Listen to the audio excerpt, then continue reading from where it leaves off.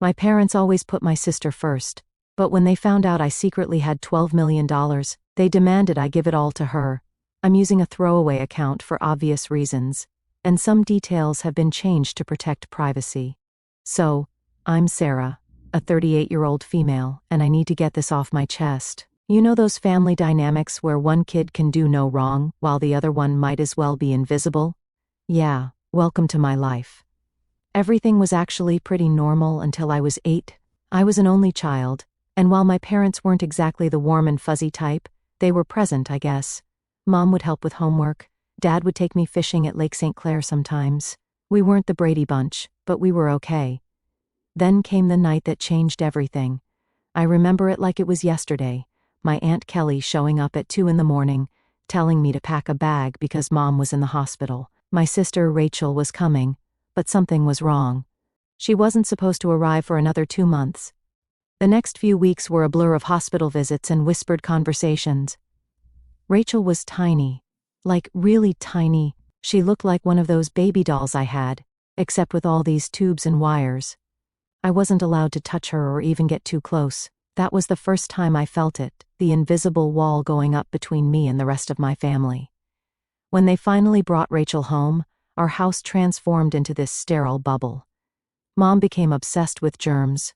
I'm talking industrial-strength disinfectant everywhere, hand sanitizer stations in every room, constant cleaning. The sharp smell of bleach still gives me anxiety to this day. But here's the part that really messed me up. Every time I showed even the slightest sign of being sick, I was shipped off to either Grandma Marie's or Aunt Kelly's place. And I mean every time. Sneeze once? Pack your bags. Slight cough? Off to Grandma's you go. At first, I actually thought it was fun.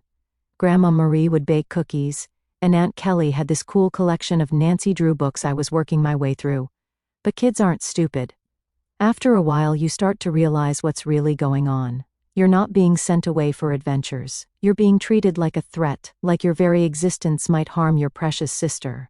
I tried everything to get their attention in healthier ways. Seriously, everything. Got straight A's? Mom would barely look up from Rachel's latest doctor's appointment schedule. Won first place in the science fair with a project on renewable energy. Dad just asked if I could keep the display board in the garage because Rachel was sensitive to cardboard dust. Is that even a thing? The real kicker came when I was 12. I'd been practicing for months for the school talent show, teaching myself to play Bridge Over Troubled Water on the piano. Yeah, kind of on the nose, I know. The night of the show, Rachel had a fever of 99.1 degrees Fahrenheit. Guess who didn't have anyone in the audience? Meanwhile, 2 weeks later, the whole family, including both sets of grandparents, showed up for Rachel's 15-minute flute recital, where she basically murdered hot cross buns. Rachel figured out pretty quickly how to work the system. By age 7, she had completely outgrown any actual health issues, but that didn't stop the show. Headache? Must stay home from school. Feeling tired? Someone else, guess who, needs to do her chores. Stressed about a test? Mom would literally call the school to get the deadline extended.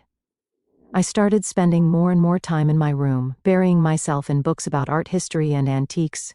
Funny how life works out sometimes. My room became my sanctuary, mostly because Rachel claimed she was allergic to my lavender air freshener, so it was the one place she wouldn't invade. You know what's really messed up? Part of me was actually grateful when she'd fake being sick.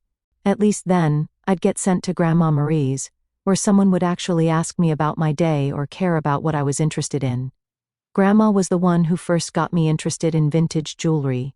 She had this amazing collection of costume pieces she'd let me organize and catalog. I should have seen that as foreshadowing, I guess. The worst part wasn't even the obvious favoritism, it was the way they rewrote history to justify it. Rachel just needs more attention because she had such a rough start. Sarah's always been so independent. Sarah understands that her sister has special needs. No, I didn't understand. I was a kid who couldn't figure out why having a healthy immune system made me less worthy of love. Looking back now, I can see how those years shaped me. The constant message that I was somehow dangerous or inconvenient to have around, that doesn't just disappear, but hey, at least it taught me to be self-reliant. When nobody's checking your homework or caring about your achievements, you learn to be your own cheerleader pretty quickly. High school?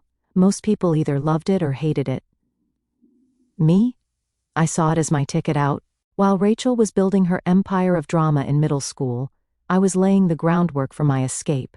And let me tell you, nothing motivates you to succeed like knowing nobody's going to do it for you. Remember how I mentioned spending time organizing Grandma Marie's jewelry collection? Well, that actually taught me something important, the value of systematic organization and attention to detail. I applied that same mindset to everything in high school. My desk at home looked like something out of an organization magazine, color-coded notebooks, perfectly arranged study schedules. Everything had its place. Rachel used to make fun of me for it, calling me Rain Man. Real nice, sis. But here's the thing about being invisible. Nobody's watching you fail or succeed, so you might as well do whatever the hell you want. I joined every club that wouldn't conflict with my part-time job at Carson's Diner. Shout out to Carol, the owner, who actually remembered my birthday when my own parents forgot. Debate team? Check. National Honor Society president? Check. School newspaper editor-in-chief? Check. The debate team was where I really found my groove. There's something incredibly satisfying about destroying someone's argument while maintaining perfect composure. Plus, it taught me how to negotiate, a skill that would come in handy later, though I didn't know it at the time. One states twice, by the way. My parents missed both competitions because Rachel had important soccer games. She was on the C team. Didn't even play. Junior year was when things got really interesting.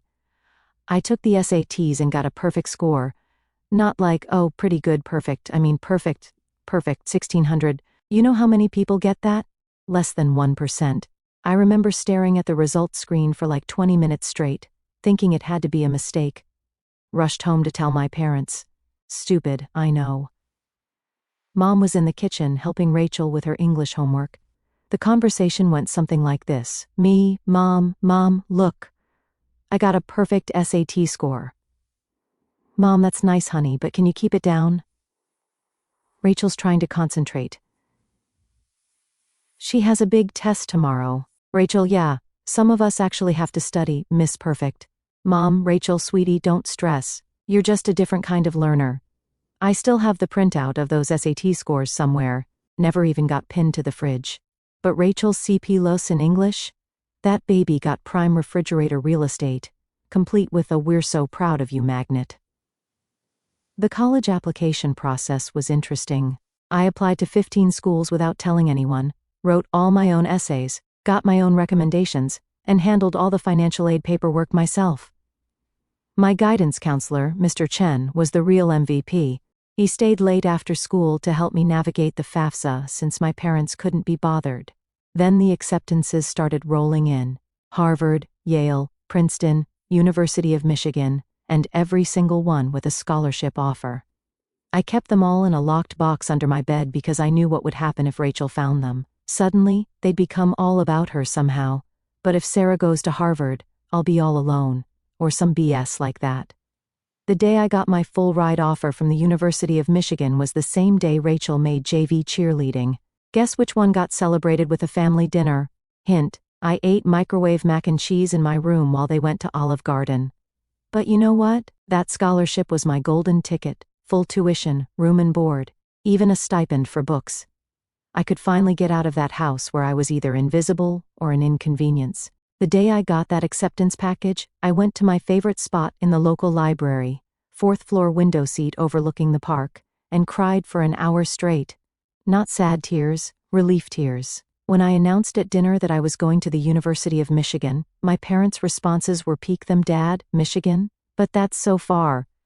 What if Rachel needs you? Mom, I hope you're not expecting us to help with expenses. Rachel's cheerleading competitions are very costly. Rachel, oh my God, finally. Can I have your room? I need a space for my TikTok videos. The summer before college, I worked double shifts at Carson's to save up money. Carol, bless her heart, would slip me extra tips and always made sure I got to take home leftover pie at the end of my shifts. She also taught me something invaluable: how to spot genuine people in a world full of fakes. Baby, she'd say, in diners and in life, the ones making the most noise usually have the least to say. Move-in day at the University of Michigan? My parents couldn't come because, surprise, Rachel had a cheer competition. Aunt Kelly drove me instead. helped me set up my dorm room, and slipped me an envelope with $100 in it. "Your Grandma Marie wanted you to have this," she said. "She's so proud of you." I found out later that Grandma had been saving up that money for months from her Social Security checks. That first night in my dorm room, I made a promise to myself. I was going to build a life so good that being overlooked would be impossible, not for revenge, not to prove anything to my family, but for that 8-year-old girl who used to get shipped off to Grandma's house for sneezing. College flew by in a blur of all-nighters, instant ramen, and blessed freedom. I graduated summa cum laude from the University of Michigan. Not that my parents noticed. They were too busy helping Rachel transfer to her third college in 2 years. But here's where the story takes an unexpected turn. I landed this entry-level position at Everett and Phillips Auction House in Detroit. I'm not going to use the real name for obvious reasons, but if you're in the business, you probably know which one I'm talking about. Real high-end place, lots of old money clients, that type of deal. I started in their estate sales division, basically cataloging rich people's stuff after they died. Not exactly glamorous, but hey, it paid the bills. My first few months were pretty standard, logging endless china sets, cataloging vintage furniture, that kind of thing. Then came the Kingston estate. Mrs. Kingston was this elderly widow who'd passed away with no kids, leaving behind what everyone thought was just a massive collection of costume jewelry, like rooms full of the stuff. Here's where those hours at Grandma Marie's came in handy. I'm sorting through this mountain of jewelry, and something catches my eye. It's this Art Deco brooch. Nothing super flashy, but something about it just felt different. The weight was wrong for costume jewelry, and the clasping mechanism was way too sophisticated for a knockoff. I must have spent my entire lunch break that day researching vintage jewelry markers and signatures. I ended up staying late at the office, using the company's subscription to some antique jewelry databases. The more I looked, the more convinced I became. This wasn't costume jewelry, this was the real deal. Problem was, I was just the new girl. Nobody was going to take me seriously if I started claiming we had a potential treasure on our hands. So I did what debate team taught me, prepared my case methodically. I spent 2 weeks of lunch breaks and evenings studying everything I could about Art Deco jewelry authentication. I even took some of my sad excuse for savings and paid for an online gemology course. Finally, I worked up the courage to go to my supervisor, Mr. Harrison. I brought this whole presentation with comparative photos, historical documentation, the works. The conversation went something like this. "Me, sir, I think we might have something significant in the Kingston collection." Harrison, barely looking up from his phone, "Sarah, we've already cataloged those as costume pieces." "Me, I know, but look at these makers' marks. They match perfectly with Cartier's 1925 signatures, and the stone setting technique." Harrison, finally paying attention. "Where did you learn all this?" "Me, I did some research." Long story short, that costume brooch sold for $47,000 at auction. Turns out, it was part of a limited collection made for some European duchess in the 1920s. But here's the real kicker. After that, Harrison started giving me more pieces to authenticate. Suddenly, my useless hobby of organizing old jewelry had actual value. I threw myself into learning everything I could about vintage jewelry, took every online course I could afford, spent weekends at estate sales studying pieces, and even started a little notebook documenting different authentication techniques. My apartment looked like a jewelry scholar's fever dream, walls covered in printouts of vintage hallmarks and certification guides. The auction house started seeing results. I was finding valuable pieces that others had missed, building relationships with collectors, learning the market. My commission checks got bigger. For the first time in my life, I wasn't just surviving, I was actually saving money. Of course, my family remained spectacularly uninterested. At Sunday dinners, which I still attended like an idiot, the conversation went something like this. "Mom, Sarah's still at that antique shop, right?" "Me, auction house, Mom, and yes, actually I just authenticated a rare Tiffany piece." Rachel, interrupting, "OMG, speaking of jewelry, you guys have to see this charm bracelet I bought at the mall." But I didn't care anymore. For once in my life, I had found something that was entirely mine, something I was genuinely good at, something that had nothing to do with being Rachel's sister or the family disappointment. Then came the Rothschild collection. This was about 2 years into my time at the auction house. A huge estate, old money family, lots of hype in the industry. I was part of the team cataloging their jewelry collection, and that's when I spotted it. A seemingly unremarkable Art Nouveau piece that everyone else had overlooked. I spent 3 days researching it, barely slept, and finally figured out it was a piece from a famous French jeweler's private collection, thought to be lost during World War II. When it sold at auction for $238,000, Harrison called me into his office. I thought I was getting a promotion. Instead, he said something that changed everything. "Sarah, you're wasting your talent here. You should be running your own authentication business." At first I laughed it off. Me start a business? With what money? But the idea took root. I started doing small freelance authentication jobs on the side. Word got around that I had a good eye. Private collectors began reaching out directly. One night, I was sitting in my tiny apartment, surrounded by jewelry guides and authentication tools I'd slowly been collecting, when I realized something. I could actually do this. I could build something of my own. So, I did what any rational person would do. Took out a massive loan against my car, emptied my savings account, and rented a tiny office space in a not-so-great part of town. Everyone thought I was crazy. Maybe I was. It was a converted storage room above a Chinese restaurant, no bigger than a college dorm room. The rent was cheap because it smelled like Kung Pao chicken 24/7, and the Wi-Fi only worked if you sat in the corner by the window, but it was mine. Those first few months were interesting, and by interesting I mean terrifying. I'd wake up at 4 in the morning in cold sweats, calculating how many months until my savings ran out. The loan payments felt like a noose around my neck. My office furniture consisted of a card table I got from Goodwill, and a chair I literally found on the curb. Cleaned it thoroughly, don't worry. But here's the thing about the high-end jewelry world, it's all about reputation and connections. My time at the auction house had given me both. I started small, doing authentication work for local antique dealers. My rates were lower than the big firms, but my attention to detail was becoming known. Word spread. The turning point came 6 months in. A dealer I'd worked with at the auction house called about a collection of Victorian-era brooches. The owner wanted authentication before selling. It turned out to be a huge collection, like 3 generations of family pieces huge. I worked on it for 2 weeks straight, barely sleeping, documenting everything. I found 2 incredibly rare pieces that had been misidentified as later reproductions. The owner was so impressed with my detailed report that she not only paid my fee, but also gave me a 10% commission when the pieces sold. That commission? $86,000, more money than I'd made in the previous 2 years combined. Suddenly, my phone started ringing more, a lot more.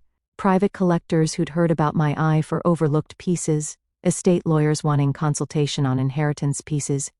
Even my old auction house started sending me authentication work. Pretty sure Harrison was secretly helping spread the word. Thanks, boss. Year 2, I hired my first employee, Jenny, a recent gemology graduate who reminded me way too much of myself at that age, smart as hell but overlooked because she was quiet. She's now my head of authentication, and literally worth her weight in gold. The business grew faster than I could have imagined.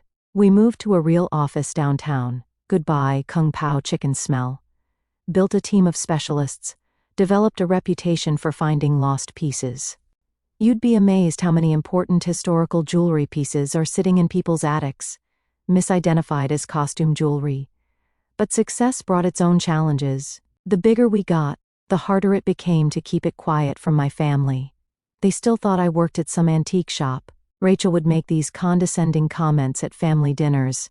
"Sarah, I have some old jewelry I was going to donate to Goodwill. Maybe your little shop would want it?"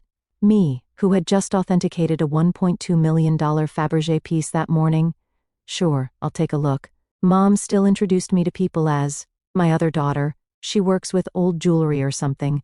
While I was being quoted in Forbes under my company name, thankfully, and had just opened our 3rd office location. The weird part? Keeping it secret became almost fun, like this private joke with myself. I'd sit there at Sunday dinner in my Target clearance outfit, actually Chanel, while Rachel bragged about her entry-level marketing job, knowing I just closed a deal worth more than her annual salary. I even started playing little games with myself, like wearing real Harry Winston pieces to family events, waiting to see if anyone would notice. They never did. Rachel once spent 20 minutes showing off her fancy $200 Michael Kors watch while I was wearing a vintage Patek Philippe worth more than her car. But the real challenge was managing growth. By year 5, we had offices in Detroit, Chicago, and New York. I was spending more time on planes than in my own bed, built a reputation for discretion. Turns out, lots of wealthy people want their jewelry authenticated without the world knowing about it. The money was substantial, like, had to hire a team of financial advisors substantial, but I kept living relatively modestly, bought a nice but not flashy house in a good neighborhood, drove a high-end but not obvious car. The only place I really splurged was my home office, state-of-the-art authentication equipment, best security system money could buy, and a custom-built vault that would make Fort Knox jealous. The irony? They thought I was being frugal to afford helping them. Mom would say things like, "It's so sweet of Sarah to help out, she must be eating nothing but ramen to manage it," while I just authenticated a collection that netted me a commission bigger than their mortgage. You know what's weird about success? The more you have, the harder it becomes to explain to people who've always seen you as less. It's like trying to explain colors to someone who's only ever seen in black and white. They don't have the context for it. By this point, my company was doing incredibly well. We'd cornered the market on high-end jewelry authentication in the Midwest, and our reputation was solid gold, pun intended. But every Sunday, I'd still drive to my parents' house for dinner, playing the role of Sarah, the modest antique shop worker. The cognitive dissonance was getting ridiculous. I'd spend my mornings on conference calls with Dubai collectors, afternoons authenticating pieces worth millions, then show up at my parents' house in carefully selected normal clothes, to eat Mom's overcooked pot roast while Rachel dominated the conversation with stories about her latest marketing triumph, usually something like getting her boss coffee without spilling it. One Sunday stands out particularly clear in my memory. I had just finished a major deal, authenticated a lost Cartier piece that had been sitting in someone's safety deposit box for 40 years. The commission alone was 7 figures. I drove straight from that meeting to my parents' house, still riding the high of the successful authentication. "Mom, Sarah, honey, is everything okay? Your clothes are looking a bit worn." Me, wearing a $3,000 cashmere sweater I'd deliberately chosen because it looked understated. "Oh, trying to save money." Rachel, "Well, if you'd gotten a real job instead of playing with old jewelry." "Dad, Rachel, be nice. Not everyone can be as successful as you." I nearly choked on my pot roast, trying not to laugh. The monthly payments to my parents started around this time. I found out through Aunt Kelly that they were struggling with Rachel's student loans and some medical bills. Mom had mentioned offhand that they might have to sell the house. I couldn't let that happen. Despite everything, it was still the house I grew up in. I set up an anonymous monthly transfer of $5,000 to their account. When they asked, I claimed I was contributing $1,000 of it by living on rice and beans. They assumed the rest came from Aunt Kelly or other relatives. Rachel, of course, took credit for inspiring family members to help. The money helped, but it also changed things in ways I hadn't expected. My parents started treating me with this weird mix of pity and patronizing pride, like I was some kind of noble poverty case sacrificing everything to help family. Meanwhile, Rachel's spending got more outrageous. She'd show up to dinner with new designer bags, claiming they were outlet finds. They weren't. I can spot a real Gucci at 20 paces. She started taking expensive vacations, posting all over Instagram about her blessed life. Pretty sure she was using my support money for her shopping sprees, but I bit my tongue. The irony was too perfect. Then came the college fund drama. Rachel announced she wanted to go back to school for her MBA, another private university, of course. Nothing but the best for the golden child. Mom called me in tears about how they couldn't afford it. Maybe Rachel could look at state schools. They have good programs too. Mom, oh honey, you don't understand. Your sister needs to maintain certain standards.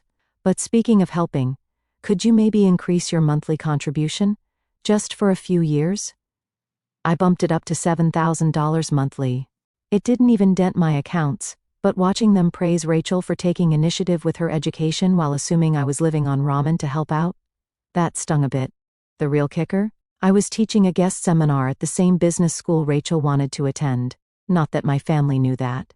The dean personally asked me to lecture about luxury goods authentication and business growth. I had to make up an excuse about why I couldn't make it to Sunday dinner that week.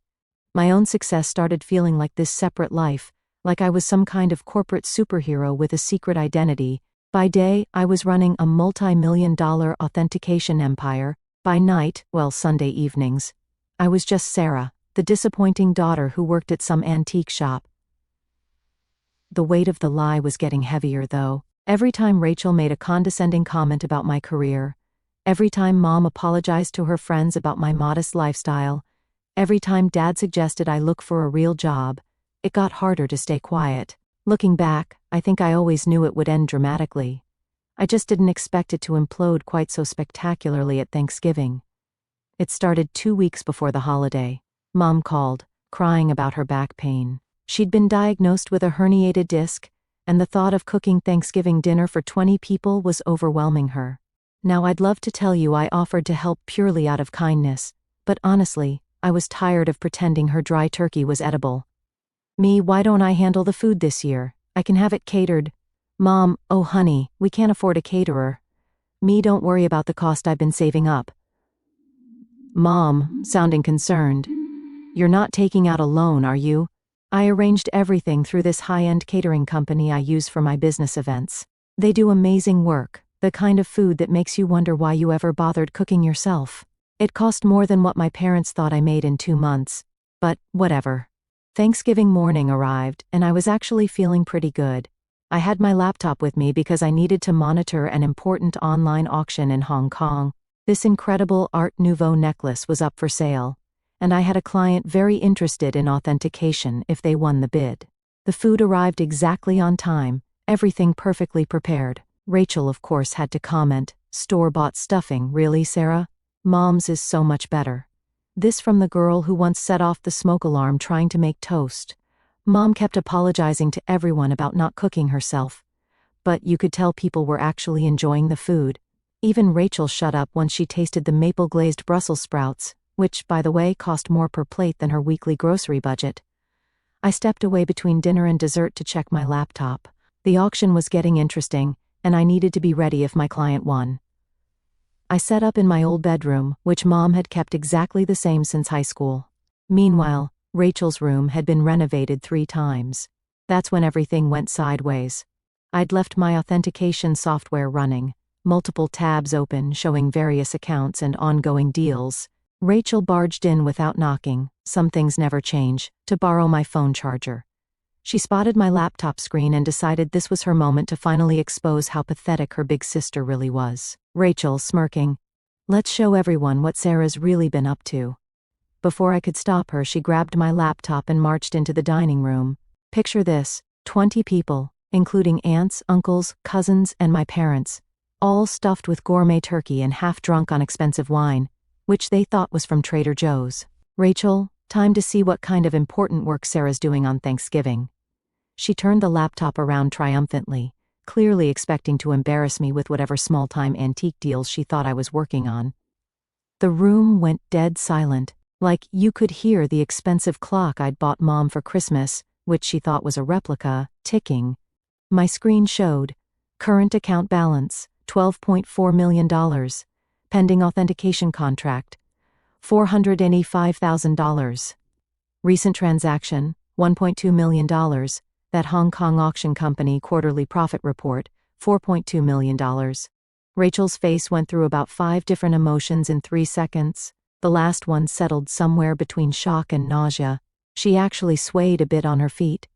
Rachel barely whispering, This can't be right. Mom, Rachel, honey, what is it?" Rachel, voice cracking, She's rich. Sarah's rich." The silence got even deeper, if that was possible. Then Mom started laughing, like actually laughing.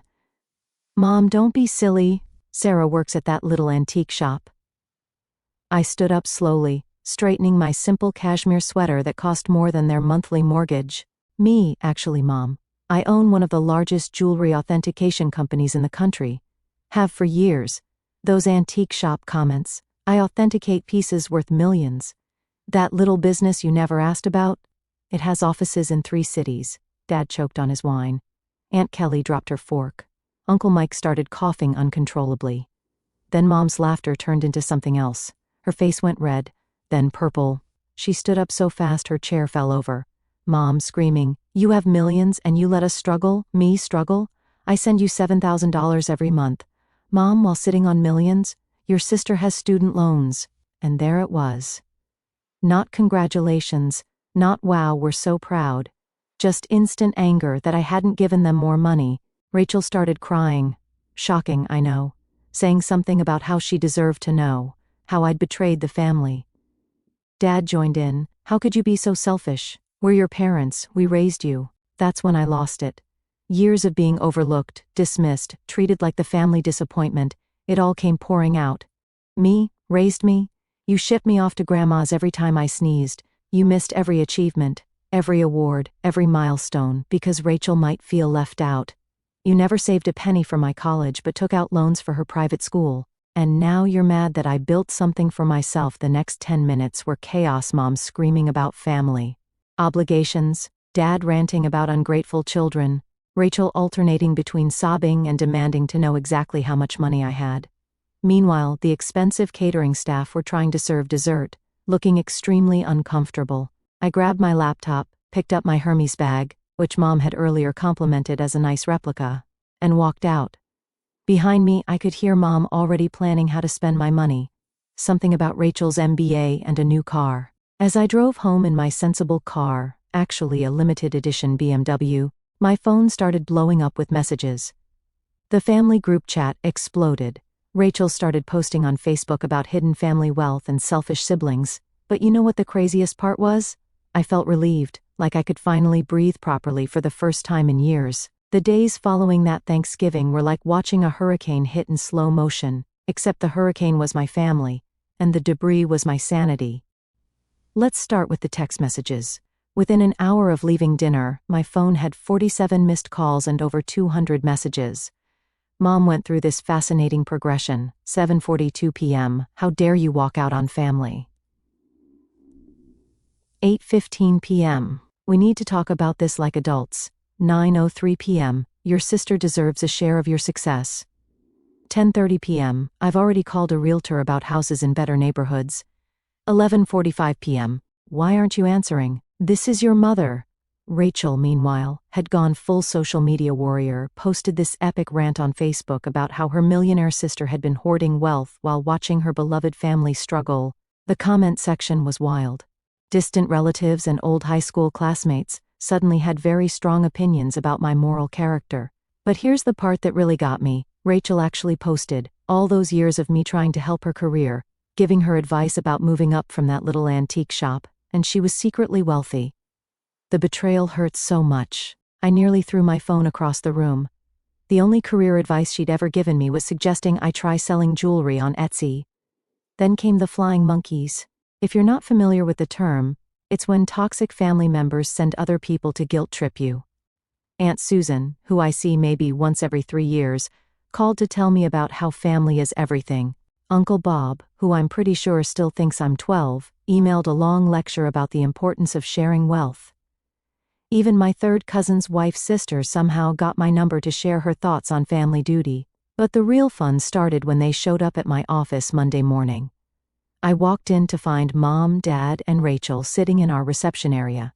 They told Jenny, my receptionist, they had an appointment for authentication services. Rachel was clutching her Michael Kors bag like it might actually be worth something. The conversation went about as well as you'd expect. "Mom, we've discussed it as a family." Me? A family discussion without the family member you're discussing? Mom? Ignoring me. "And we think it's only fair that you set up trust funds for everyone. Rachel needs at least $2 million to start her new life properly. Dad? And your mother and I would like to retire. We're thinking a beach house in Florida." Me, did you miss the part where I've been sending you $7,000 monthly? Rachel, that's nothing compared to what you have. You owe us. Me, I owe you? For what exactly? The years of being ignored? The missed graduations? The constant comparisons?